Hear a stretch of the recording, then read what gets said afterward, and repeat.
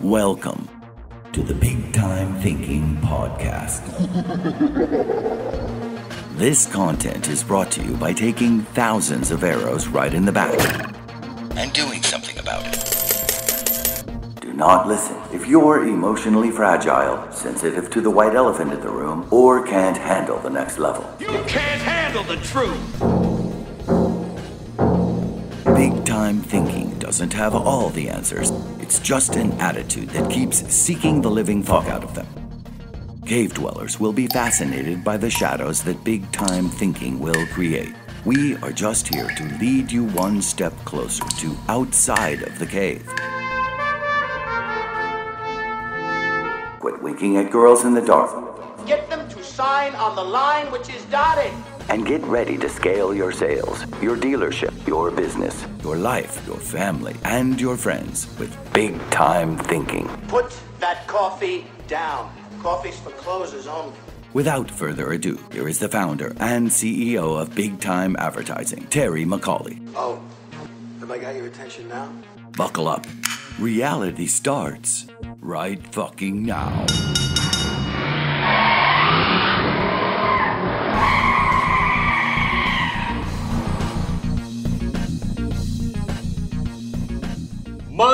Monday. All right, Monday's back. I don't know why I've got the mamas and papas in my friggin' head. One thing about me is I'm a terrible singer, but I love to sing.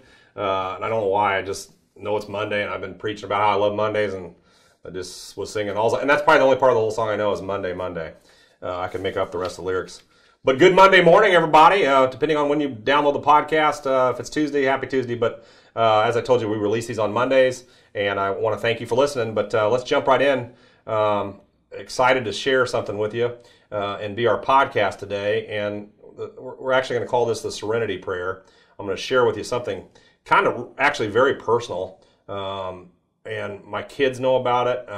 It's something that has stayed with me from a very young age. I don't know when or why, but I will tell you the Serenity Prayer in my life is a part of my big time thinking and something that I think has set me apart from all of my peers, regardless of what happens in life, okay? So I'm excited to share this one with you.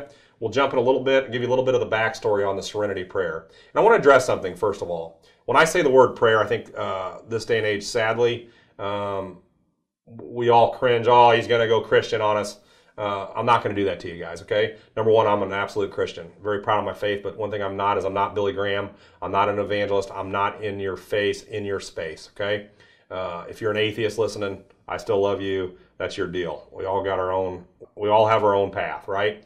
On a separate note, I'd love to sit and have an ice cold beer with you and talk about with you why you're an atheist and why I'm a Christian, and do that in a normal, educated manner as opposed to going nuts. So one thing about me, I do want to address it because in a world has gone nuts a little bit, right? I'm going to share with you the Serenity Prayer, and I'll show you how it doesn't matter whether you're a person of Christianity or not, that this can apply to your life.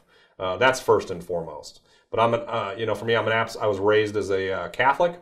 Backstory, a little trivia question. I studied to be a Catholic priest. We could do that another time. If you get to know me, like there was no way that guy was going to be a priest. But for 4 years, I spent time studying at a place called St. Meinrad Archabbey. So that could be a little trivia about Terry that you didn't know. But this started way before those days. I obviously went to Catholic grade school, Catholic high school, and one thing about it, whether you're Christian or not Christian, we all know what the 10 Commandments are, not individually what they are, but we all are aware that there's something like that. Whether you're Christian or not, they're great. They're just great, really, rules of thumb. Thou shalt not steal. We all know we shouldn't steal, right? So I don't want to go down this whole wearing you out. Oh, he's going Christian on us. Nope, we're going business on you. I promise you that. I will never fail you in that regard. But I do want to give you a sliver of what big time thinking is for me, because it's those private moments between the ears that no one knows what's going on. I'm a very positive person. You'll learn that when I'm around someone who I think is negative or just a bad apple. I'll never say it to their face because I'm kind, right? I have thoughts in my head. There's a loser. And I know when I'm in the presence of a loser, or I know when I'm in the presence of a negative person, which I AKA call a loser. And it doesn't mean I give up on them. It means that they're just not there yet, right? Everybody's on their own pace. I've been a loser before, and I'll be a loser again. But part of growth, part of becoming bigger and better is that you try to nip those things in the bud so that when you catch yourself down the path of destruction, being a loser, you nip it and say, no, I'm better than that. I'm called to something more, okay? So I want to talk about that. The word prayer is interesting. I know it has a connotation of being Christian only, but I'll tell you, right, a prayer, in basketball, if you shoot up a prayer, what is it? It's a hope to, right? It's something that is not the norm. It's something we're asking for a little help, okay? So if your thing's Mother Earth and you're into nature, then substitute God with nature. I don't care where you draw on it, but there's something more powerful for you. It may be your kids or, wherever you're drawing that call to type thing, use that. So that's where we're headed here with the Serenity Prayer. And I don't know if you know what it is, but I'm going to go ahead and read it to you. It's the shortest prayer of all time. Number one, that's why I like it. I like short things. But I have used this continuously in my entire life in business and with my friends and anything that happens to me. Okay? And it's a simple prayer. Most of you know it, but in case you don't, I'm going to read it to you. So I'm going to go ahead and just read it to you. The Serenity Prayer. God, grant me the serenity to accept the things I cannot change, the courage to change the things I can, and the wisdom to know the difference. So we're going to break that down for the rest of this podcast, and that's going to be our focus. Because I get hit with stuff every single day. I get hit with negative, positive things. Employees are going to hit you between the eyes with stuff. And I'm telling you, this right here is a game changer in terms of how you approach anything good that happens in your life, anything bad that happens in your life, and even if you're just stuck sitting still. This is key. All right, so anything that happens positively or negatively in your life and in business, this is where it applies. So the first sentence we're going to talk about for a second. So regardless of what happens, let's start with the first line, okay? Again, I told you I'm not getting religious on you, but the first line is, God grant me the serenity to accept the things I cannot change, okay? Again, take the word God out. If you're not a Christian, that's fine. My Christians, you know where I am at on this, okay? But let's just talk about the first line. Grant me the serenity to accept the things I cannot change. Okay, I don't know where, like I told you, it's been a blessed insight, but I think it's one of the keys to big time thinking for me in my life. And I thought, you know what, before this podcast, I Googled what serenity physically means in the dictionary, right? So it is a noun, and it's the state of being calm, peaceful, and untroubled. That's what serenity is, right? So grant me the serenity. Allow me to stay calm, peaceful, and untroubled about things I cannot change. Okay, so think about how powerful that first statement is. I use this with my kids in sporting events, school events, and now I use it in business each and every single day. Okay, and I will tell you, I always say on a scale of 1 to 10, right, 10 being going crazy, nuts, pissed, you can't handle it, and 1 just staying calm and being completely serene that we're talking about.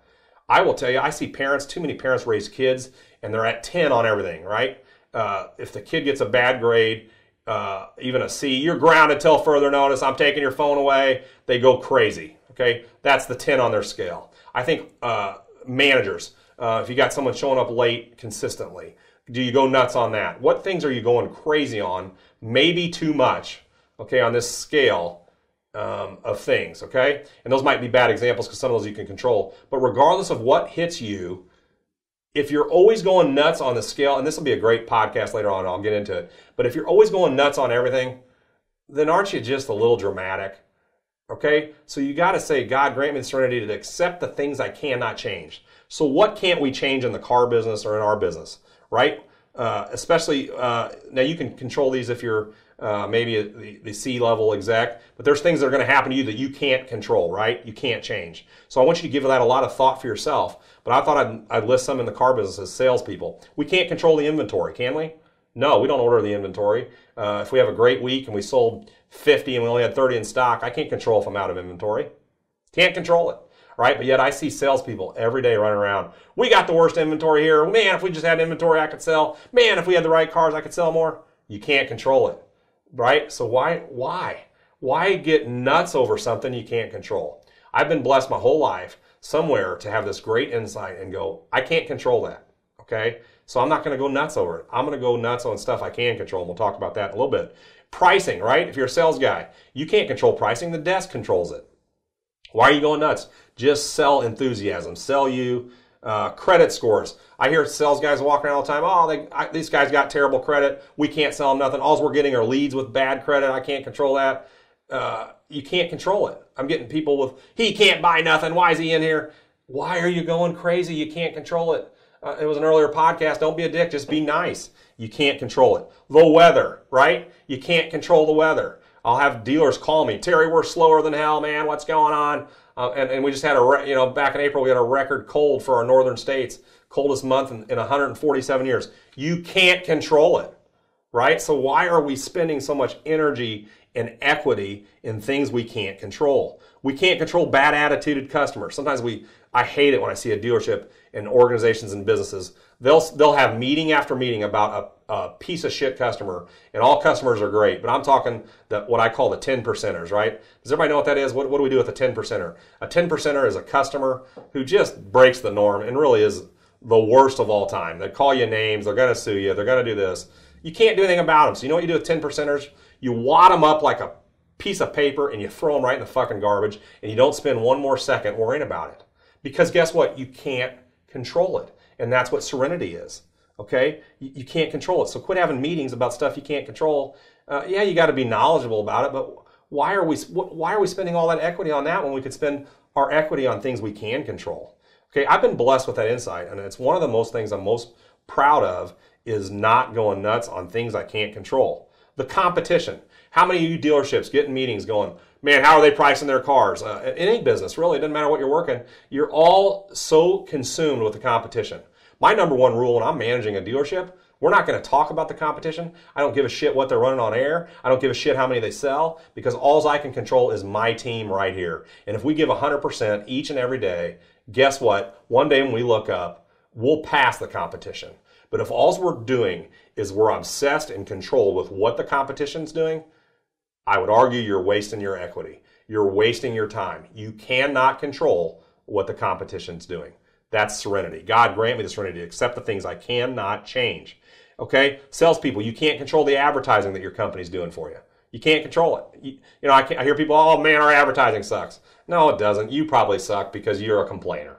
You can't control it. You sometimes can't control profit margins, right? If there's a car that you're in worse because we took it on trade or it sat around for 120 days, everybody points at, oh, that car, you can't make no money on that car, and we'll spend meetings on stuff we can't do. Again, you can't control some of those things. You can't control customer reviews of their experience or event, right? You can't control it once they've had it. That was their experience. If someone tells you you did a terrible job, it's done. Once you've gotten the review, we all want to go back and argue with the customer. You can no longer control how they experienced it. Okay, so give them credence. That's how they felt, right? That's a great insight. People's feelings are real. When my wife argues with me over stuff that everybody has, right? I have to go, that's her feelings. I disagree with them, but they're genuine. I can't control her feelings.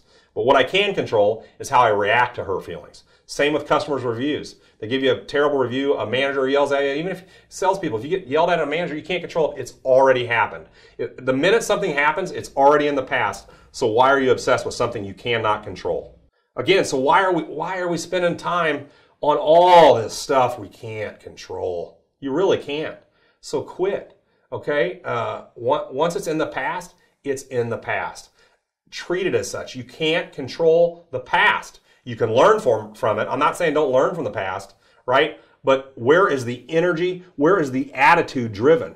If the attitude is just like we just sit around and complain forever. Oh, we lost a customer. Oh, we lost a client. Oh my God, the whole place is falling apart, right? Well, no, it's falling apart because your attitude's headed to where it's falling apart. But if your attitude's straight and you think like a winner and you think big time, you realize you can't control it.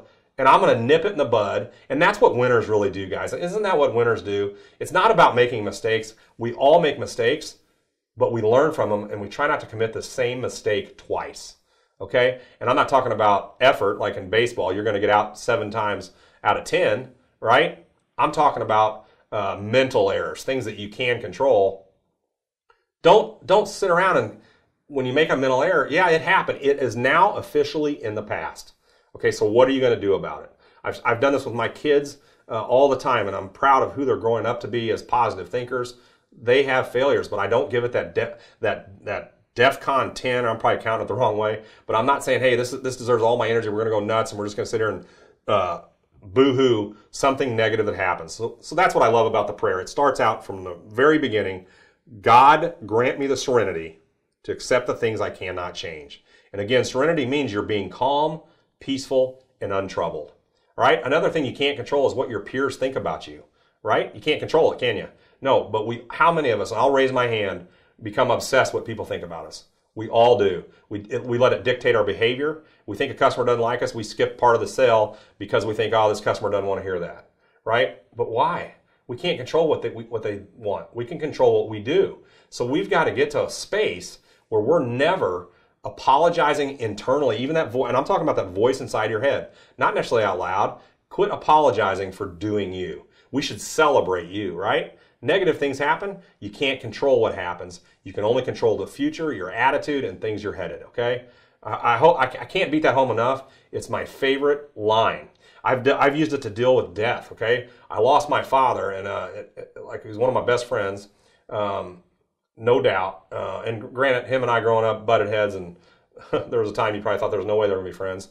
But it'll be 6 years this August that I've lost him. And he died way too young, 65, heart attack. Side note, little trivia, our last conversation was through a text. I was in Las Vegas with my wife, and we were talking about Khloe Kardashian. How embarrassing is that? My last conversation with my dad was over Khloe Kardashian. She happened to be in Vegas, and my wife met her. But I've always been blessed with this gift. So he drops dead without ever talking to us again, right? Pretty traumatic. And obviously that time of grief we all have. But this is where I think the insight has helped me personally. I hope everybody can relate to what I'm saying. I can't control it anymore. There is no bringing him back. Okay? God forbid something happens to one of my kids, and I'm sure some of you listening might have lost a child. I can't comprehend the grief, the true sadness the rest of your life. The reality is it can happen, and if it does, I can't change it. Okay? And it's easier said than done. I get it. But in life, you've got to keep saying this to yourself. What you can't control, eventually you've got to find a way to stay calm, peaceful, and untroubled, okay? Because in the end, isn't that what the ones we love would want us to do? Would the ones we love want us to continue to obsess over this? No, right? So we've got to figure out how to figure that out. And it's learning to stay serene with things we cannot control. So I've even been gifted with that since a young age. And I've been blessed not to lose a lot of people I love through death. I've certainly been blessed there, and it's never forgotten. But I'm always thinking about it, and I'm always prepared for it. Somewhere along the line, I realize every day is a gift, and I'm not going to waste it. That's big time thinking being applied right to your family. Kid breaks an arm in the family. If you spend the next week being nervous about your kid's broken arm, oh, it's not going to get better. Oh, we got to go. Like, what anxiety do you think you're putting in your kids? Same with work. If you lose sales, right, and you've had a week where you didn't sell a lot of cars, if you're constantly, oh, we're terrible, we're this, we're that, what are you conveying? You're conveying over and over and over that you're failures. And that behavior will continue if that's all we talk about. What we fixate on, we're capable of going and getting. Okay? Let's move on to the second part of the prayer. I think I hammered that home. The second part of the prayer is, after we say, God, grant me the serenity to accept the things I cannot change, and we've hammered that home, then we're saying, grant me the courage to change the things I can. Okay? And courage is absolutely needed. What is courage? When I hear the word courage, I'm sorry, I can't help but think of the lion. Put him up, right? Going to see the wicked witch. Put him up. We all need that courage. We need to know when to put him up, and defend ourselves for things that are worth. So yeah, playing off that put him up. We all need that moment where we realize, hey, you know what? I got to find that inside courage, okay? And sometimes it's not always big, but it's that inner voice that tells us we can't, or that we won't. And maybe it's failure we've experienced in life, and you're afraid to express yourself in moments. We all are different, guys. I realize that, but you've got to find the courage to change the things you can. For me personally, right now, as an entrepreneur, I'll share something personal and I won't get into it a lot. I check most of the boxes on what successful people do. I can't look in the mirror and say I check the box with health, and it drives me nuts. Okay, I've got myself obese, and I've done it. I'm now trying to eat right. I'm in week 9, and I have lost, but that will always be my challenge. Okay, for whatever reason, but I can control it. Right, so I've got to quit making excuses, and hopefully this is the time. This will be the third time I've lost over 100 pounds. I'm not playing touch football anymore. I'm playing tackle. So that's what courage is. Take that line. I've used to use that in the dealership all the time. I can't believe I just said it, but quit playing touch football. Start playing tackle, right? Look at your people. Hey, if you're here to play touch football, you came to the wrong business. We're here to play tackle. So let's talk about, you got to have courage in those. And again, it's fighting those inner voices. I can't say that enough. It's not necessarily like the courage we're talking about that we see in a movie theater where we got to go nuts and, defend the United States of America. We're talking about the courage to do the little things that no one else is willing to do. Sometimes the courage is to show up on time. It's to speak up to a salesperson who's negative around you. Hey, listen, dude, you're one of my best friends. I love you. I hope you sell something. Dude, you're a little negative right now. I don't smoke cigarettes and I don't hang out with people who are negative. You're like secondhand smoke. Eventually you'll cloud my thoughts.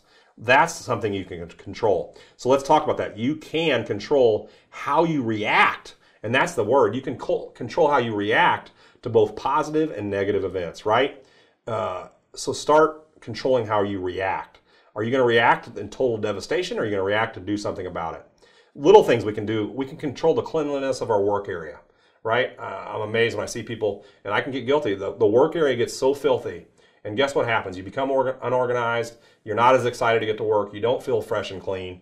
You can control that, right? One of the things I do when I walk into a dealership and they say, hey, we're a struggling organization, I walk around, and when I see filthy, dirty work areas, when I see wrappers and 3 empty soda cans on there, or I'll even open people's drawers and I'll see more napkins and salt and pepper and menus in their drawer than I see keychains and paperwork to sell cars. Right? So you got to ask yourself that. Is this an environment where I can be successful? You can control that. We can control rotating our inventory. Do you do that every single week, right? You got to rotate it. Do you break up colors? Do you line up the bumpers? That stuff we can control. Have your cars been washed? Is there bird doo-doo on your cars? Are the windows clean at your dealership? At your own business, are the floors clean? Are the toilets filthy? We can do those things. Your CRM notes, your customer relationship management notes, you can control it. And if your friends make fun of you, oh, dude, you put way too many notes in there, have the courage to say, no, jackass, I'm going to be a winner, and I've made up my mind today. I'm going to take the notes necessary. You can control that. Start taking great notes so that when you call people back, you have something to talk about and be a winner. Training. Do you train on your weaknesses? Do you have the courage to train on things that are weak, right? Do you know, I'm training on being fat. I talked about that. Like, it's a weakness. It's not fun to tell people you're fat. But I say it all the time because I've got to be self-deprecating. I got to say, yep, you're a fucking fat ass. All right? And I'll say that about myself. I won't say it about someone else, but that's for me. That's the reality. And courage sometimes is to change the things you know you can. And part of having the courage to change the things you know you can is having honesty with yourself. Sometimes maybe that courage is you just have to have the courage to be honest with yourself. Right? So that would be one of my keys to success in big time thinking. The basics. You can control where you work, guys. I'm sorry, I said it earlier. When you don't whistle when you go to work anymore, maybe it's time to find another job. That's one of my favorite sayings. When you don't whistle to go to work anymore, it's probably time to find a job. You can control where you work. Okay? If it stinks, it sucks. I realize you can't quit right now, maybe because you need the income if you're living paycheck to paycheck. Get your resume cleaned up, man. You can control that. Send it out there. Start asking friends, hey, I'm trying to better my life. I love where I work. And hey, that's a little small thing. Don't ever badmouth where you work because I think that's a negative person. You don't speak ill will, but between your ears, you know you got to get somewhere else where you want to be. Well, what are you doing to do it? You can control where you work. You absolutely can control where you work. Maybe you have to take a step back and maybe an hour less in pay, but you're mentally going to be happy. Isn't that worth something? I know it is to me. You can control how you follow up with your customers. Do you follow up with people who bought elsewhere? Huh? You can control that. What would they do if you got a phone call? They got a phone call from a salesperson that didn't sell them something. Hey, I just wanted to thank you for the opportunity. Is there anything I could have learned to do better? Was it price or, but either way, congratulations on your new vehicle. Do you follow up with customers you didn't buy? You can control writing a handwritten note. All the little things we know. We can control who we associate with at work, right? Are we hanging out with the ones we know that aren't great for us? We tell our kids to do it. Well, why aren't we doing the same as adults? In life, you can control what you do with your free time. What do you do with your free time when you're off work? Do you go get drunk every weekend because you look forward to getting drunk? Well, guess what? You're probably going to become a drunk. Do you have the courage to say, no, I drink 1 or 2? And if you're an alcoholic, unfortunately, maybe you need to quit. Maybe that's your albatross. We all have different albatrosses. You've got to find that inner voice with the courage to do something about it. That's what the Serenity Prayer is about, right? Do the people around you motivate you, or are they negative? If they're not a positive force in your life, get rid of them. My wife knows it. If we go out and meet a new couple, and it's hard to meet friends as adults, especially if you have moved from a different city. Guys, that's probably one of the hardest things for my wife and I. We'll go out with people, we want to be their friends, but she knows me. If we get around and I feel like they're negative people, or all they ever want to talk about is OPP, are you down with OPP? And all they're doing is talking about other people's problems. I'll go home and say, she'll be like, what do you think? I said, you know what I thought. They were negative. They're great people, but they're not for me. I could give a shit. I don't want to hang out with people that are just fucking miserable. I was like that raising kids. If I'm around people, oh, little Johnny's a pain in the ass, I can't, and they're just negative. Get rid of them, right? So start being around people that are a positive force in everything. Because guess what they do to you? They get you right. They get you positive. But it takes courage, guys, to control who you're around. I promise you that, especially when you're wanting friends. You don't want to be lonely. You can control the television shows you watch. Are they conducive to making you a better person? You can control the vehicle you drive. You can control your budget. Are you spending more than you make? And you know that voice inside. So God grant me the serenity to accept the things I cannot change, right? I can't change my income, but I got to have the courage to change how I spend it, okay? And you know, I've been blessed right now. All of a sudden I'm scaling, but I'll tell you, I've been broke, fellas. I have been so broke in my life, and that's okay. And I'll probably be broke again because I always go for it. But the thing is, I won't be poor. And I want to tell you something. There's a difference, right? Poor is an attitude. It's a spirit. I can't control being broke, but I can control being poor.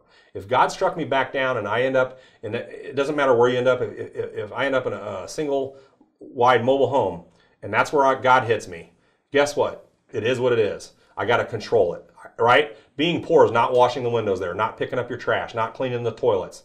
That's all free stuff. That doesn't cost a dime to have a rich attitude. And I will always have a rich attitude no matter how hard it gets. Okay, that's the goal. And I hope that I can stay that way. But I'm going to always say that prayer. Guys, my kids know how important this saying is to me. For Father's Day, my son ordered these on his own on somewhere on Amazon, and he had the Serenity Prayer put on these little stones, and I keep one in my pocket ever since. Okay, and I'll feel it in my pocket, and it'll remind me. It's how you react when you get a bad order at a fast food restaurant. All right, I can't control that my order just sucked, but I can control how I react. Be a positive force. The last part of the prayer is the wisdom to know the difference. Okay, and this is probably the hardest. Grant me the serenity to accept things I cannot change, the courage to change the things I can, and the wisdom to know the damn difference, right? The wisdom to know the difference. That's the hardest part. What is the definition of wisdom? Wisdom is having experience, knowledge, and good judgment. It's the quality of being wise. Here's the shortcut to it, guys. I'm not going to spend a lot of time on it. It's really common sense. I promise you. Step back and say, hold up. Can I control my house just got destroyed by a tornado? No. Can I control how I react? Yes. That, folks, is wisdom. They call that wisdom. And I can't believe some people say, man, Terry, as a business guy, you're so wise. I'm humbled by that. It feels good to hear, but I'll tell you, I'm blessed with common sense. And I've been blessed with this prayer. Grant me the serenity to accept the things I cannot change, the courage to change the things I cannot, and the wisdom to know the damn difference. Guys, that's our podcast today. The Serenity Prayer. Own it. I hope I gave you something. Don't get hung up on the Christianity part of it. Nail it. Go for it. Start getting yourself serene in the most difficult moments. It will be hard. This will be one of the most difficult things you do, but I promise you, once you start controlling your thoughts, you will control the rest of your day. That's my challenge for you. Make the Serenity Prayer real, and you can do it. I'm going to we're going to design the Serenity Prayer on something special, and we're actually going to eventually sell this on our website. Frame this, put it in your life. I'm going to see if I can find those little stones I have and sell you some of those or something, or a way to get them to you as cheap as I can get them. But I want you to become a force in your life. Read it back to yourself. Take the God out. Just, hey, I need the serenity to accept things I cannot change, the courage to change the things I can, and the wisdom to know the damn difference. Now, the real prayer doesn't have damn in there. I put it there because I think it deserves the emphasis. I cuss when I think something needs emphasis, and it needs it there. Okay, that's our podcast. Once again, I want to thank you for listening to Big Time Thinking. I'm so excited. I think we're evolving. We know where we're headed. Again, these come out on Monday mornings. Make it part of your routine. Get in the right frame of mind. Start thinking big time.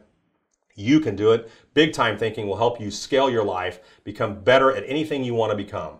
It's the little voice inside between the ears. Hey, if you are listening, as I said, thank you, but I need you to do something. I need the ratings. Fill out the comments. Tell me what you like about me. Tell me, I need the 5-star ratings. They help us grow this content of the show, and it helps us grow the space. We want to get this out to the masses. That is the goal. That's why we're doing it. I'm not here to just do this for shits and giggles. I really, genuinely want to help car salespeople and businesses in general and people have a better outlook on life. I think we need it this day and age. If you agree with me, go to iTunes, subscribe it, get your friends, if they don't know how to do it, grab their phone and subscribe for them. Please help me get the 5-star ratings. You can find us on Spotify, we're on SoundCloud, and download these podcasts. I could use the comments. They are truly appreciated. That's it today, guys. And if you do anything, make your life big time and make it big time with big time thinking. Go get them.